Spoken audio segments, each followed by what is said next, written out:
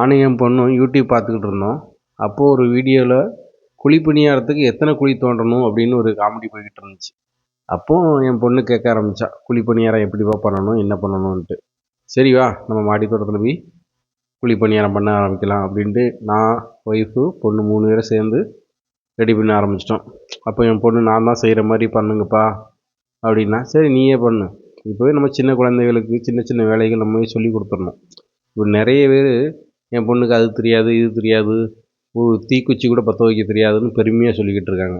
அதெல்லாம் நல்லதுக்கு இல்லை. அதேமாரி வெளி சாப்பாடு, வெளியே போய் சாப்பிட்ணுங்கிறத உங்கள் மைண்ட்லேருந்து எடுத்துடணும். வீட்டு சாப்பாடு தான் சாப்பிட்ணுன்னு சொல்லி வளர்த்தா விளையும் பயிர் மொழியிலே தெரியுங்க மாதிரி சின்ன வயசுலேயே அவங்களுக்கு நல்ல விஷயங்கள் சொல்லி கொடுத்துடணும். பாருங்கள், அவளுக்கு நீட்டாக அந்த சீனிக்கோழி வச்சு எப்படி எப்படி எடுக்கணும்னு சொல்லி கொடுத்தா பண்ணி கொடுத்துருந்தாங்க. செய்ய ஆரம்பிச்சிட்டாங்க. குழந்தைகள் ரொம்ப இன்ட்ரெஸ்டிங்காக இருக்காங்க. இப்போ அவளே சமைச்சு சாப்பிட்டு அவள் சாப்பிடும்போது அவளுக்கு அவ்வளோ சந்தோஷம். சூப்பராக இருந்துச்சுப்பா, சூப்பராக இருந்துச்சுப்பான்னு சொன்னான்.